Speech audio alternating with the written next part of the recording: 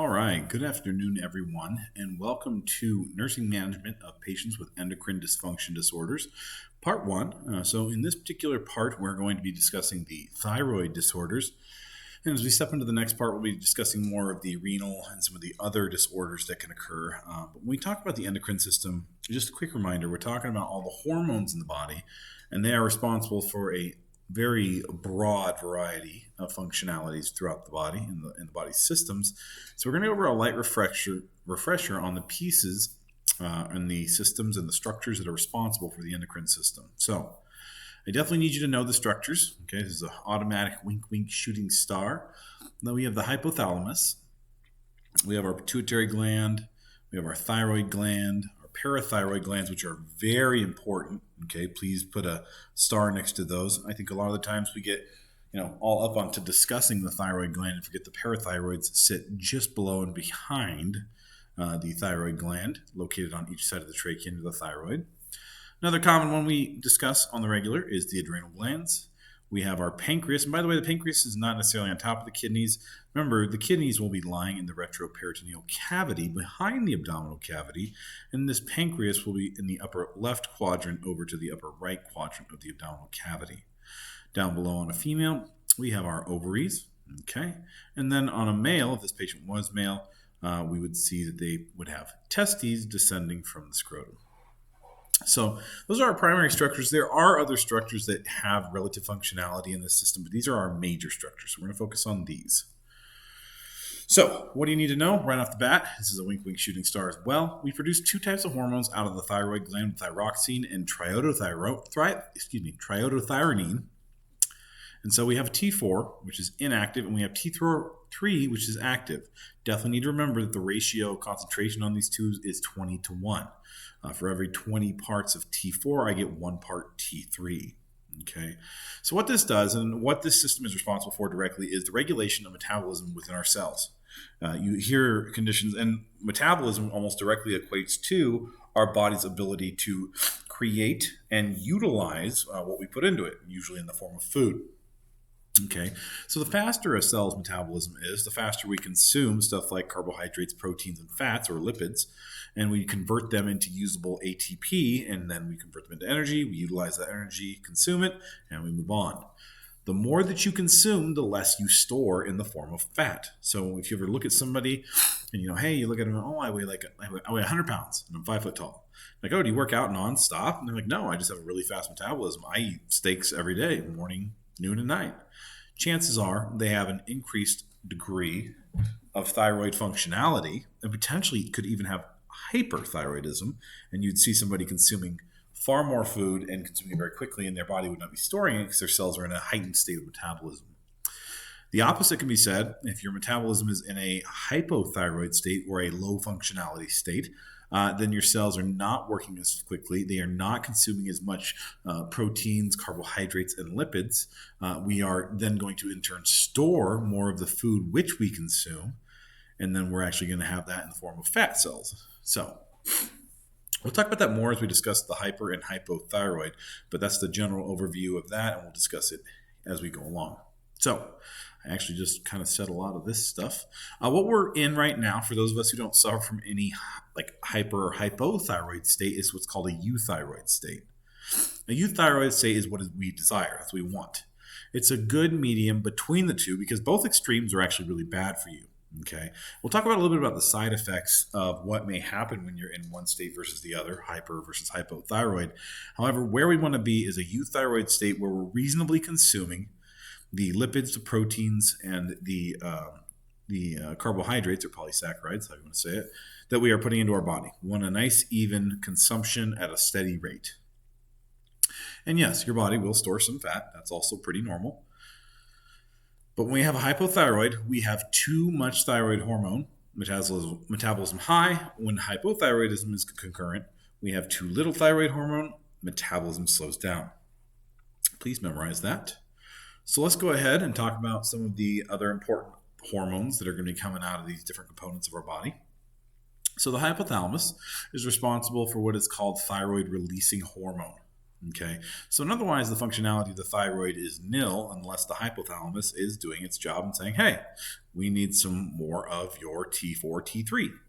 So what we're going to get is we're going to get usually a stressor, okay, from the outside of the body.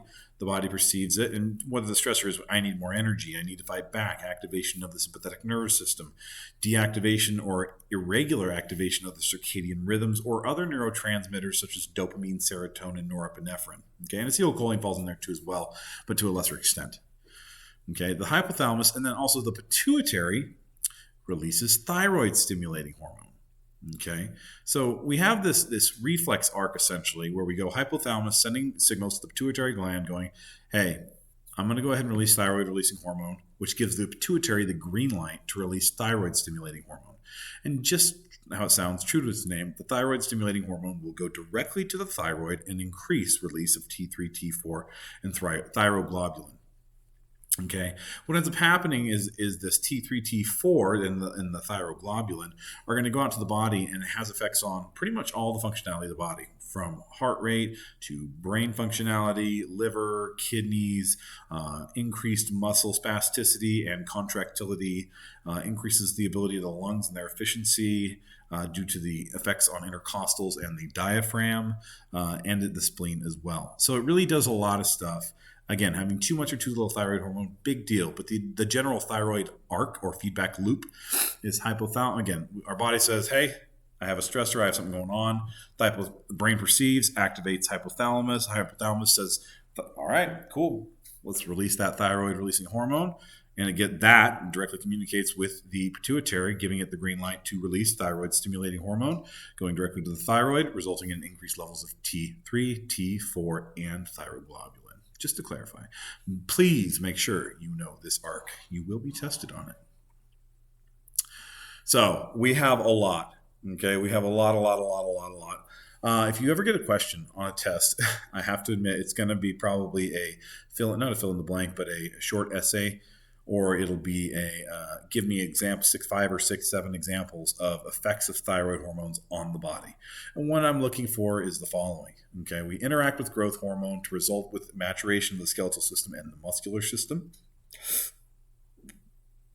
Development of the central nervous system relies heavily on the functionality of thyroid hormones. Believe it or not, and they've done a lot of studies on this, there is actually extents where people have had stunted central nervous system development due to hypothyroidism, to where they actually have decreased sensory and decreased motor functionality in the periphery, as well as decreased perceptions within the brain and increased rates of depression and anxiety. So kind of an interesting fact there. We stimulate, and I said it earlier, carbohydrate metabolism. Okay, we rely if the thyroid's working properly, then perfect. We're going to increase the rate of glucose absorption from the GI tract, and we're going to go ahead and utilize that. Okay, we accelerate fat metabolism, fantastic. Increase cholesterol degradation in the liver, decrease serum cholesterol levels, both good things.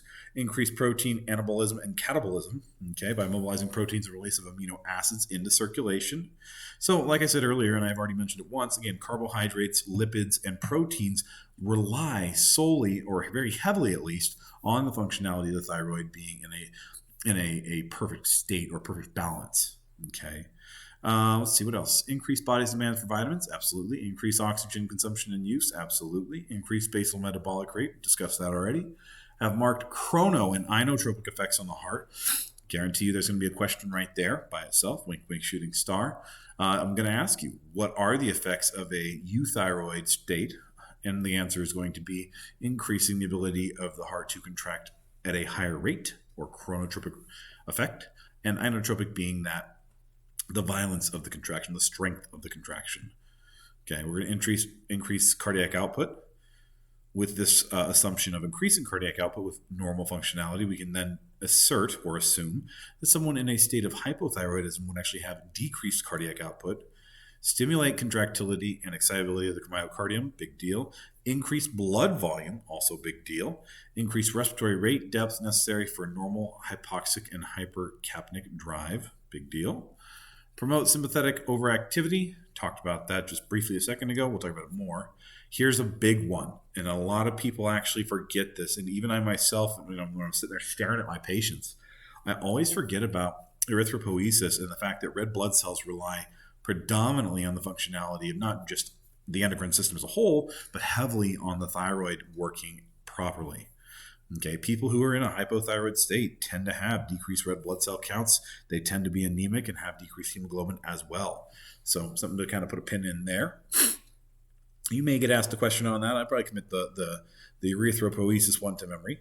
Increased metabolism and clearance of various hormones and drugs, and stimulates bone resorption. Okay, so once we break down old bones or old osteoclasts, and then we break those down, we can actually reabsorb the calcium from those and reutilize that when we talk about making new osteoclasts.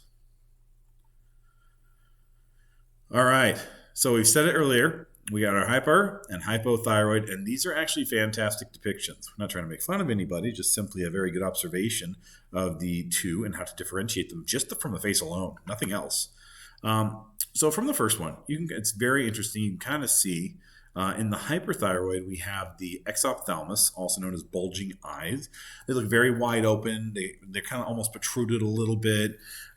Sunken in chin and neck. You may or may not see a goiter, and a goiter is an enlargement over the anterior aspect or the superficial aspect of the actual thyroid.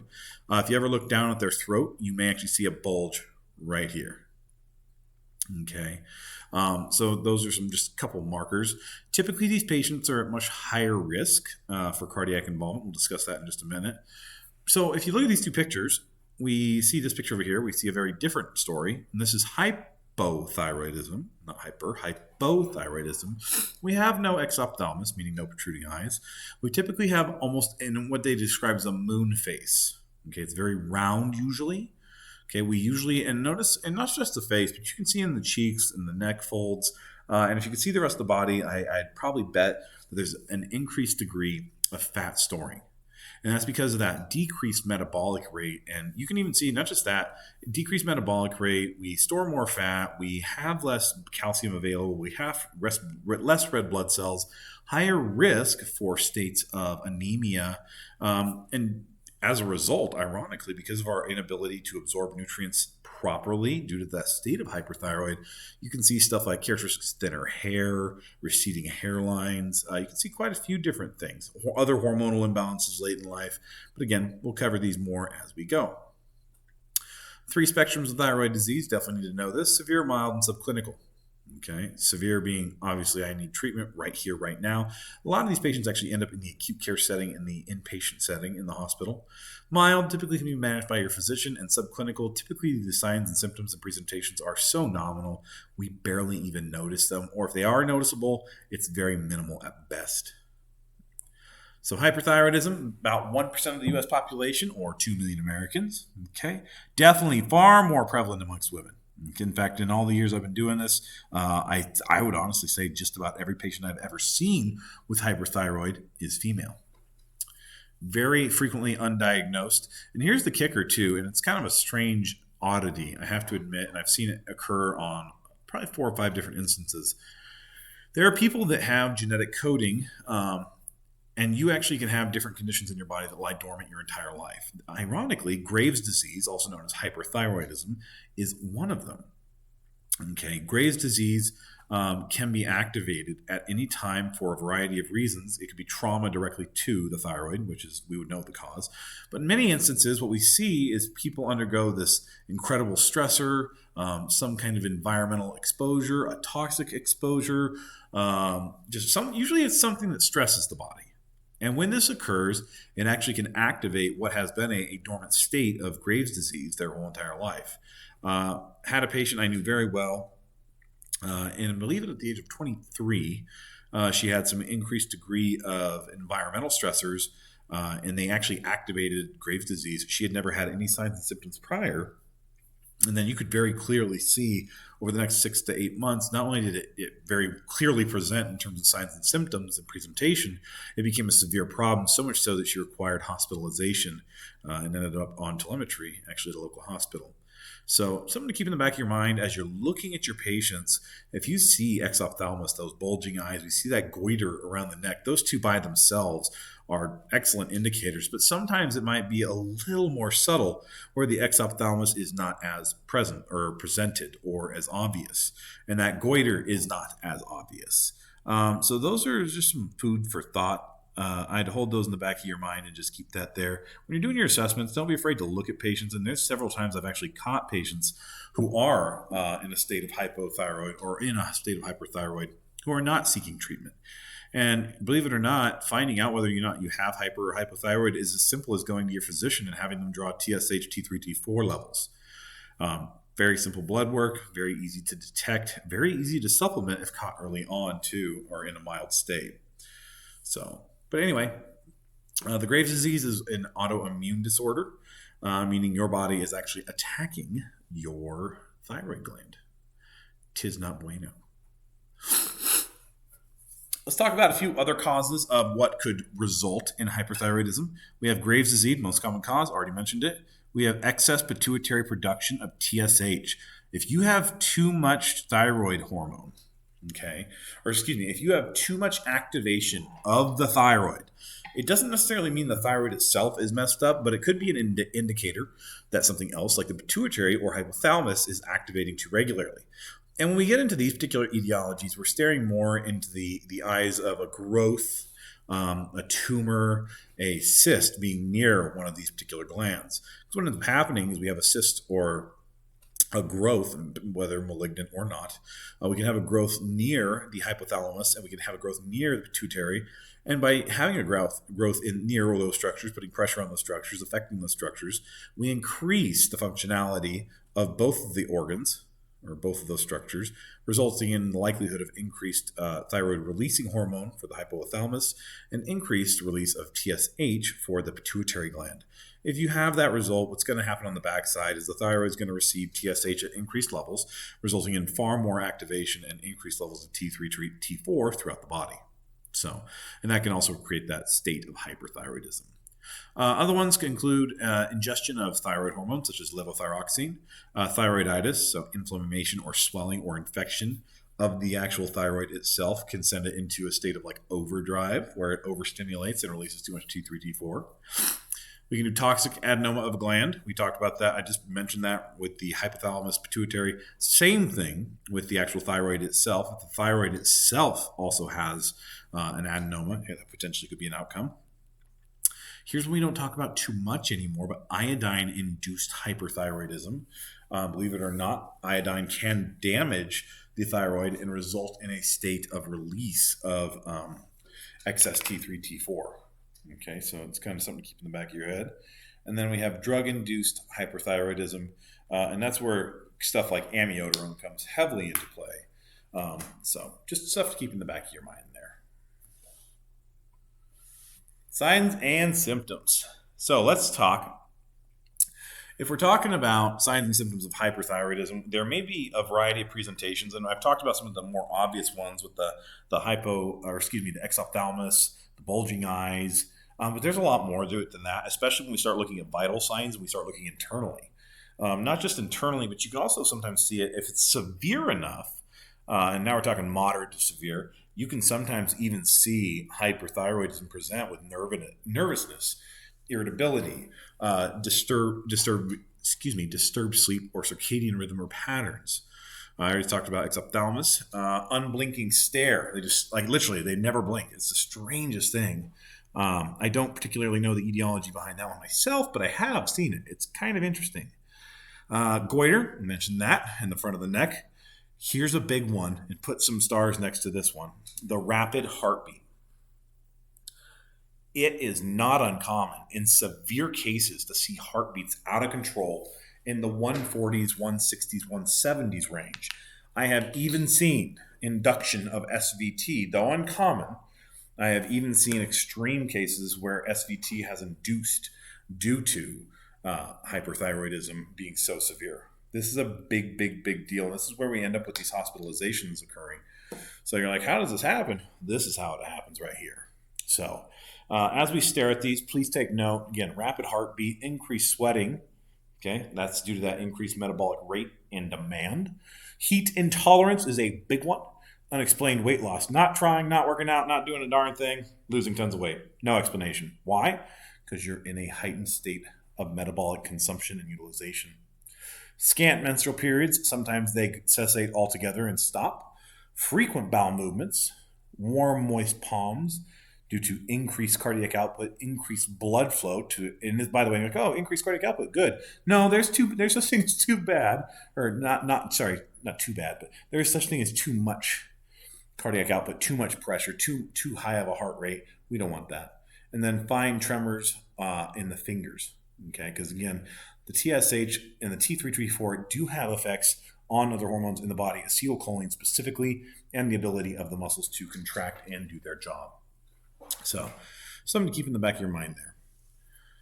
So, how do we manage it? Well, again, we want to get back to euthyroid. We have a couple options. We have either antithyroid drugs or we have an ablation option. Okay. So, we can either block hormone production, and there's a couple ways we can go about doing this, but the two most common, hands down, are methimazole, and I never, ever try to say this one. I actually call it PTU, but propylthiouracil, or propylthiouracil. I always mess it up. But what these serve to do is actually block the activation of the thyroid itself, resulting in substantially decreased output for patients who are in a hyperthyroid state, substantially decreased output of T3 and T4. So, and by decreasing T3, T4 output, it automatically results in decreased metabolic rates. And then you can come back to these signs and symptoms. You'd see a lot of these decrease drastically in nature. But these are the medical management options. The medications are the first line. The last line would be ablation. And that essentially would mean destruction of a portion of the thyroid or the entire thyroid itself. So we have radioactive iodine, and there's two ways of doing this. There's one where they actually just place radioactive agents externally on the thyroid. And there's a secondary one where they actually place little tiny beads that are radioactive on the thyroid that will actually kill the thyroid tissue or severely impair its ability to secrete more T3, T4. Unfortunately, when you get into this state, it's really challenging to say if you will retain any of the functionality of the thyroid. If it's that extreme that it's causing life-threatening dysrhythmias, SVT, potentially even ventricular rhythms, which are very rare but possible, what you may see is a total ablation of the thyroid, and essentially for the rest of your life, you would be regulating. It's almost like insulin. You'd be regulating your body by taking levothyroxine because your thyroid can no longer produce any of its own. So, like a diabetic sometimes can late stage become insulin dependent, you would essentially become thyroid hormone dependent. Big deal. Lastly, we have surgery. We could remove, say it was there's an adenoma, there's a growth, there's a something they're actually putting pressure on a gland. Let's say the thyroid gland or the pituitary or hypothalamus. We could do a surgical option where we remove the adenoma or we remove the growth, and we would hope that it would decrease its effectual production of T3, T4 as well. So we got a couple approaches, but if I ever ask you what are the treatments, you definitely need to know medication management, the name of the meds, and we need to know ablation as well. Okay. Here's a good one. What is the purpose of giving a patient a beta blocker? I definitely recommend knowing this one. It's real simple. As you probably figured out already, it's going to dampen the effects of the symptoms. So again, chronotropy, inotropy. The higher those T3, T4 levels, the more chronotropic the heart is, increasing in rate. Inotropic, the more contractility, increasing output. So if I want to back both of those off, both rate and inotropic effects, I would give them a beta blocker to dampen the effects. Ironically, when that young lady came into the hospital, she actually came to a short visit in the ICU, and that's exactly what she was on. We gave her IV labetalol, and we were able to knock her out of her state of SVT that way. Once we had it under control, we were able to transition her to medication management. That particular patient did have to end up going to a different hospital and having her thyroid irradiated because they simply could not manage it with just medications, but they do attempt that first and foremost. So, all right. So other adjuncts, we have SSKIs and we have Lugol's solution. Okay, we will talk about that.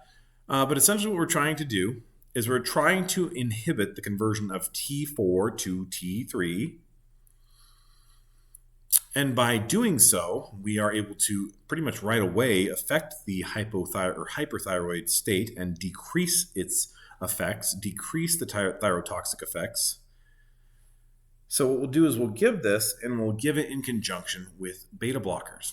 And when we do so, our medications that we can use to slow down the effects of hyperthyroidism.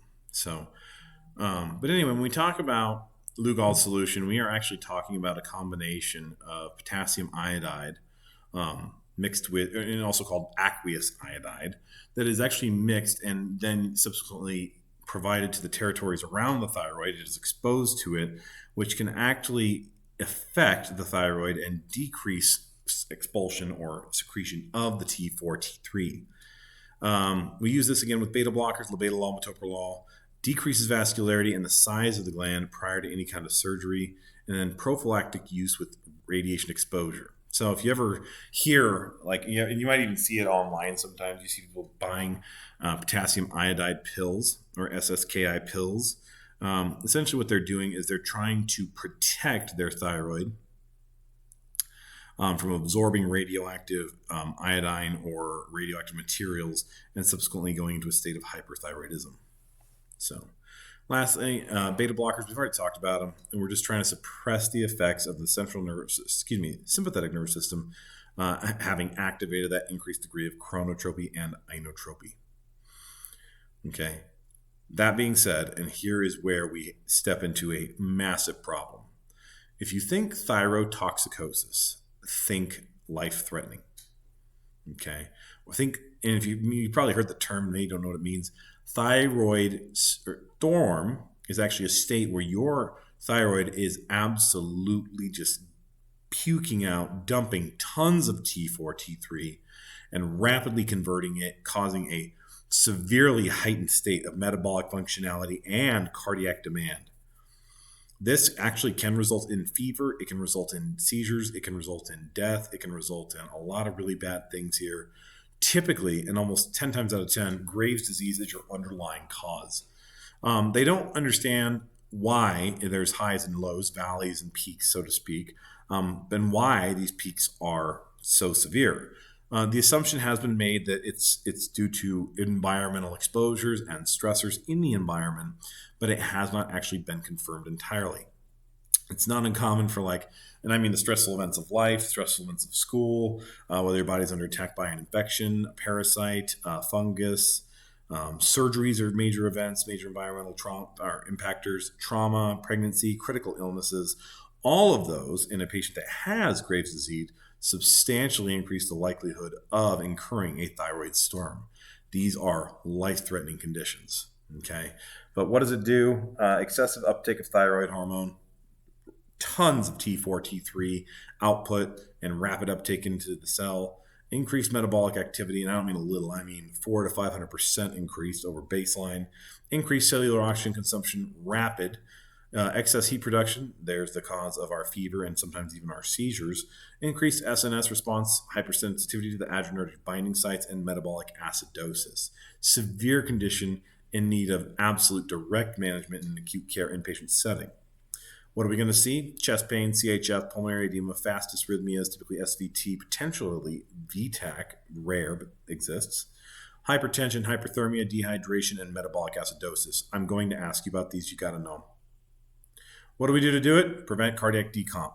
Okay, we're still going to be leaning heavily into beta blockers. They might actually end up on a drip in the ICU for this. We're going to reduce that fever very quickly. We're going to take cooling measures, both active and passive. Decreasing temperature of the core is key here. This is where cooling blankets in the ICU really come into play. Reverse dehydration caused by pyrexia or GI losses, because this patient likely, if they're still conscious, is going to be, even if they're not conscious, is going to be having rapid liquid bowel movements. So we're going to be losing a lot of fluids very quickly. Food for thought. So what else can we do? We block thyroid synthesis. Once again, we're blocking that T4 to T3 conversion or even the release of T4 and T3 altogether. We're going to go ahead and give drugs that decrease peripheral cellular sensitivity to catecholamines. And then what else? We're going to give these meds, normalize body temp, and here's where I want you to get stuck on. This is the stuff I want you to really, really hone in on right here. Give meds, beta blockers. We're going to give T4, T3 blockers or hormone blockers. normalize the body temp, cool the body, rehydrate, correct metabolic derangements if there are any, as well as electrolytes, which it doesn't say there, but we will. And we continuously monitor the patient both in terms of vitals and EKG status. Now, we're going to have to educate the patient on the backside because there's a good chance without medication management this will happen again, especially if your etiologic cause, and again, most of the time it is Graves' disease. Okay.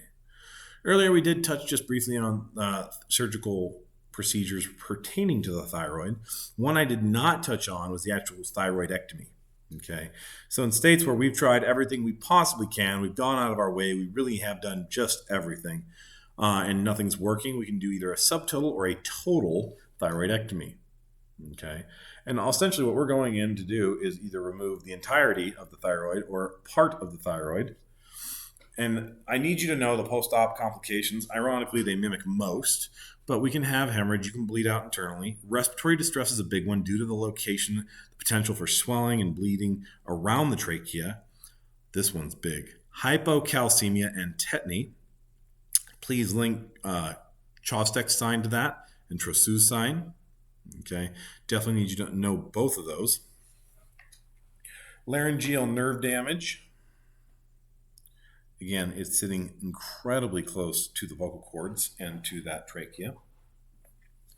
And then, believe it or not, after post-removal of the thyroid, our cells can still go into a residual state of uptake where they go into thyroid storm or crisis, and we have that state of elevated cardiac functionality, increased heart rate, fever, potential territory of seizure. Again, the list is right here if you need to recollect. But anyway, that's where we potentially go for that.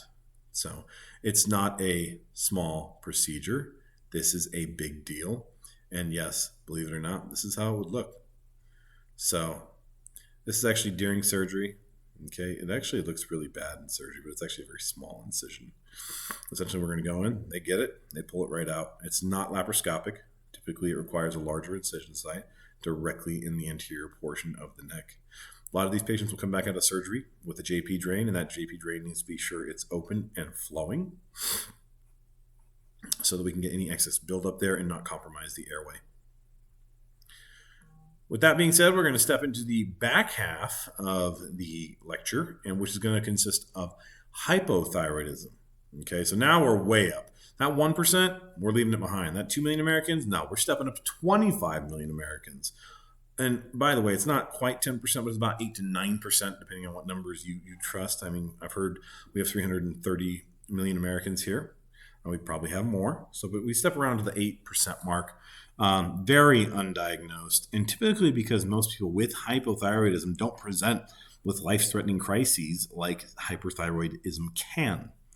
Our symptoms are honestly very incandescent and they mimic many other conditions out there, Kawasaki's, Hashimoto's, and many of them actually overlap and go hand in hand.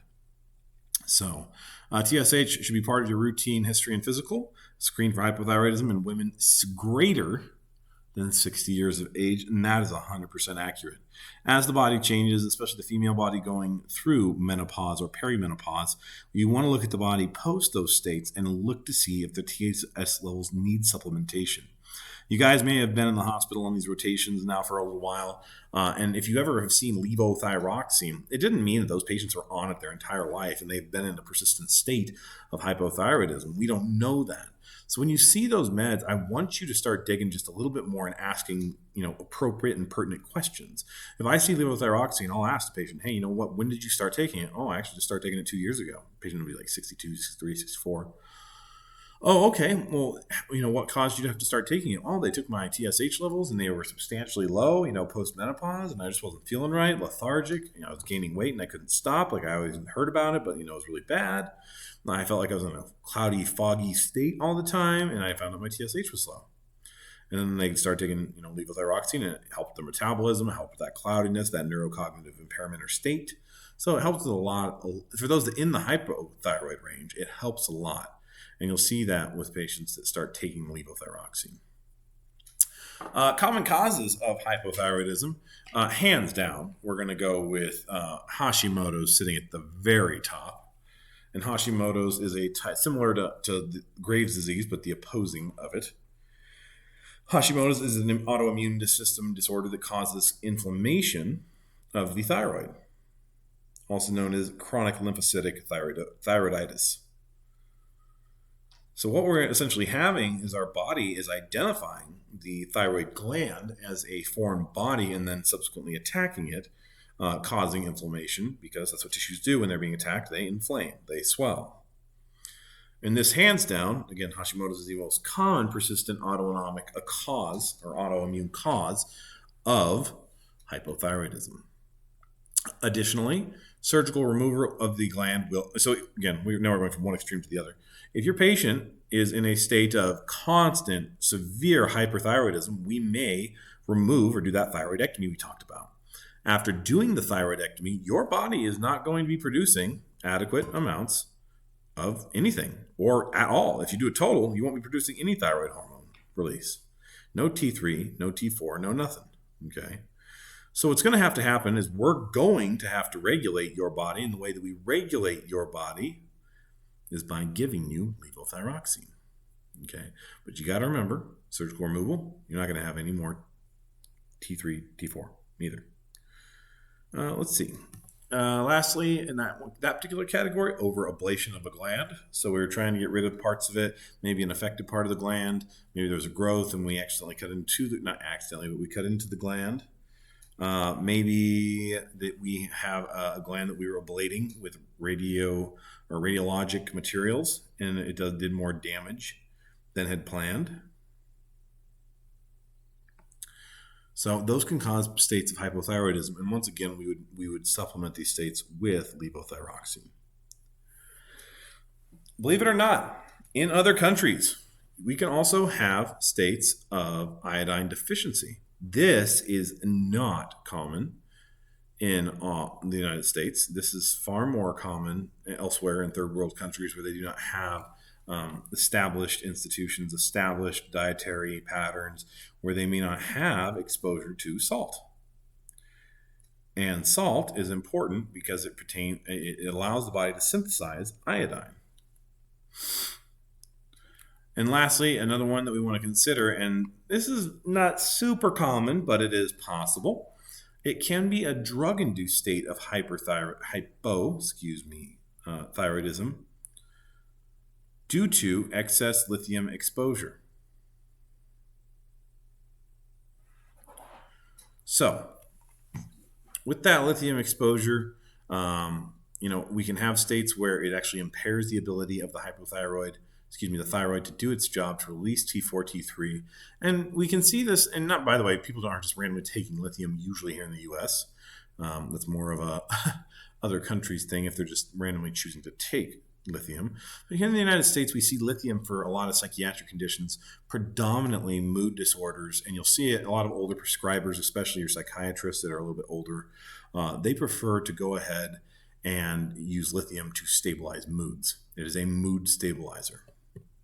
Okay, and it actually does its job very well, but the problem is lithium toxicity, being what it is very dangerous.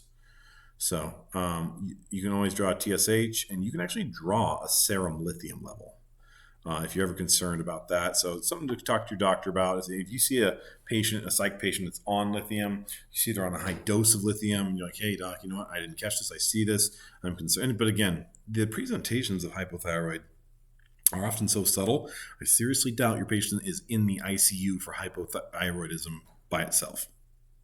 Usually, we see this as a secondary or tertiary effect, something we see in the background behind an underlying cause or worsening condition that brought them to the ICU. Almost no one is ever actually brought to the ICU for primary hypothyroidism. Which of the following would be a physical finding for a patient with hypothyroidism? Believe it or not, it's going to be an enlarged thyroid. Okay, and going back, and you're like, well, hyperthyroid also had goiter, and this is goiter again, different way to say goiter. But this one right here, I went too fast, I apologize. Right here is an autoimmune disease that attacks your thyroid. So keep that in mind. One of the number one things you're going to see in both states, hypo and hyper, is enlarged thyroid. So, signs and symptoms of hypothyroidism: very tired, fatigued. Why?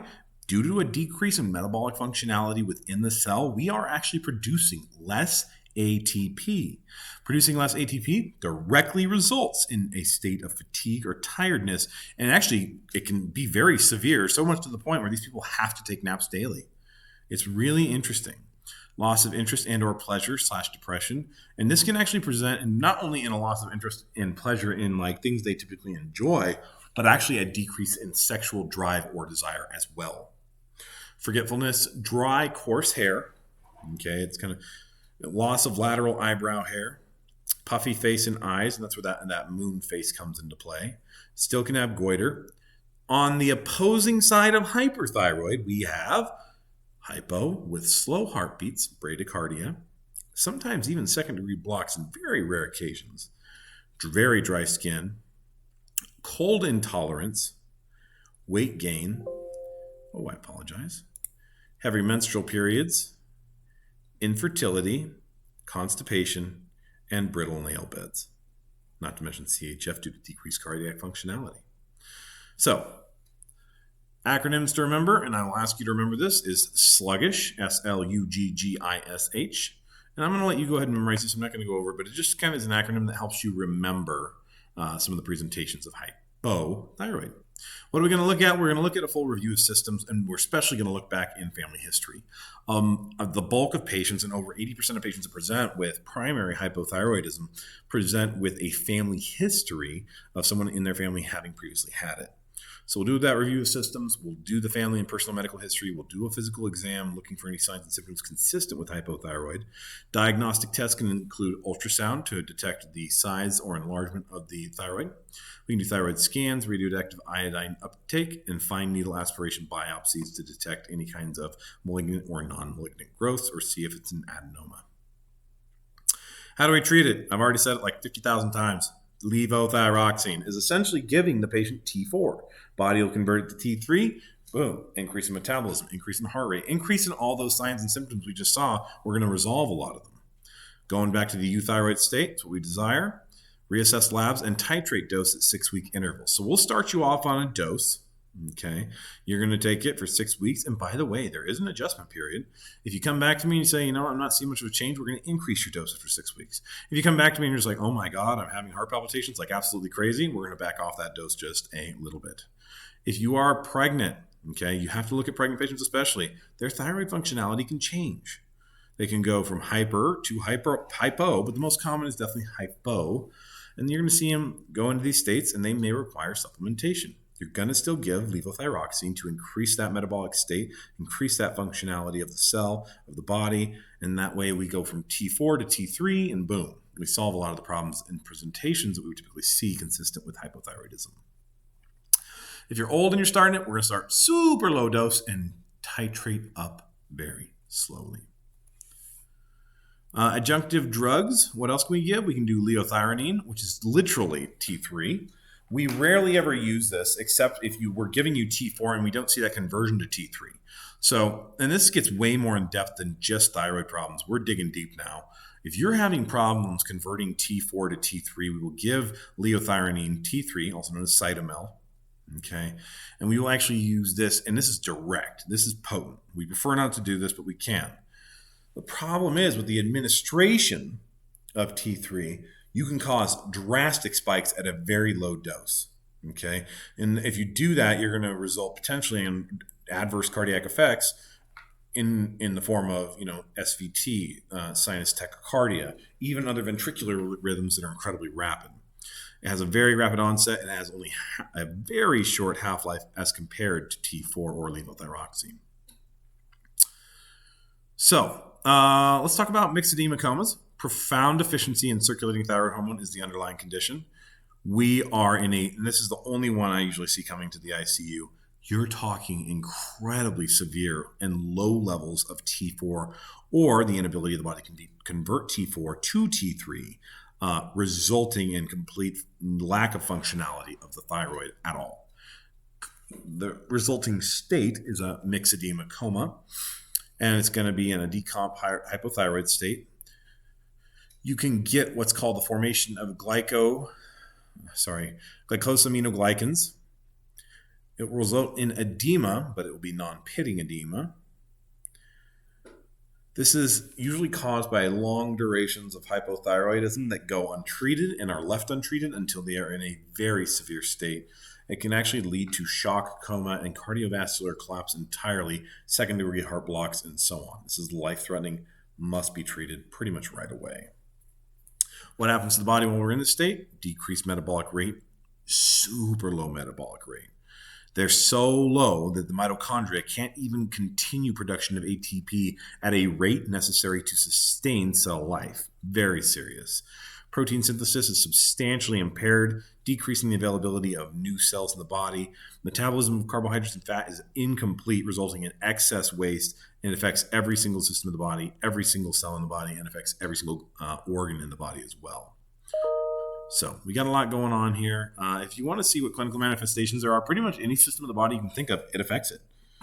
When you're in a myxedema coma, you're talking about the absolute, and again, we talk about the thyroid storm hormone being on the opposite side. Well, myxedema coma is the polar opposite of the thyroid storm hormone, being the absolute depression or suppression of T4, T3 within the body and resulting side effects. So bad stuff.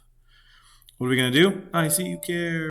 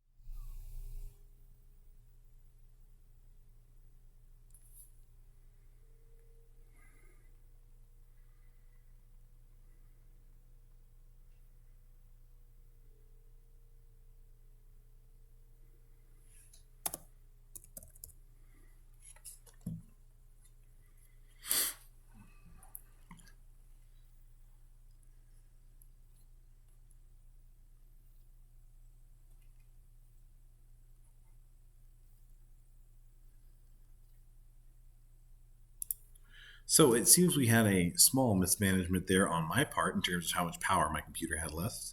My sincerest apologies. Let's finish this up though. ICU care for myxedema comas. We're going to be monitoring for CHF and pulmonary edema due to the fact that we're going to have overload. Okay, we're going to be listening for crackles in the basilar lobes, or fine crackles, I think as the new generation books put it. We're going to be looking for non-pitting edema in the periphery, both in the legs and the hands, respiratory failure, acute respiratory distress syndrome, neurological compromise due to the lack of ATP available, and the decreased ability of the body to convert carbohydrates into glucose. Remember, glucose, the neurons can only use glucose. Big deal there. And then the metabolic status as well. We're going to work on increasing that. This patient is going to get levothyroxine. This patient is going to get it in very low doses, and we're going to bring them out of it very slowly. I can guarantee you this patient's going to end up intubated on positive pressure ventilation as well. Here's some just slight overview. I'm probably not going to quiz you or test you on this particular piece, just something to be aware of. 20% of women older than 60 typically have subclinical hypothyroidism in presentation. It's not severe, it's not a big deal, but it can exist. All right. And the other part of it is the opposing side of that, the subclinical hyperthyroid presentation would be AFib. A lot of people don't catch that. And we look at these perfectly otherwise healthy patients. They're usually skinny. I'm like, oh, they're skinny, they're doing well. Why are they in AFib? They're in AFib because they have hyperthyroidism. So it results in AFib and potentially other tachycardic rhythms. Pregnant women, maternal hypothyroidism must be diagnosed and treated early. Absolutely. The fetal thyroid gland functionality after the first trimester is very important. And again, people always ask, is it safe to get levothyroxine? And the answer is yes, it is. Obviously, you can be consulting an OB physician at this time and potentially even a neonatal specialist. So Congenital hypothyroidism in neonates may be permanent or transient if left untreated. Mental retardation and growth derangement, mandatory birth screenings. This is very true, and this is why it's so important that if we have children in utero that have congenital hypothyroidism, we need to be aggressive in how we treat it and how we resolve it.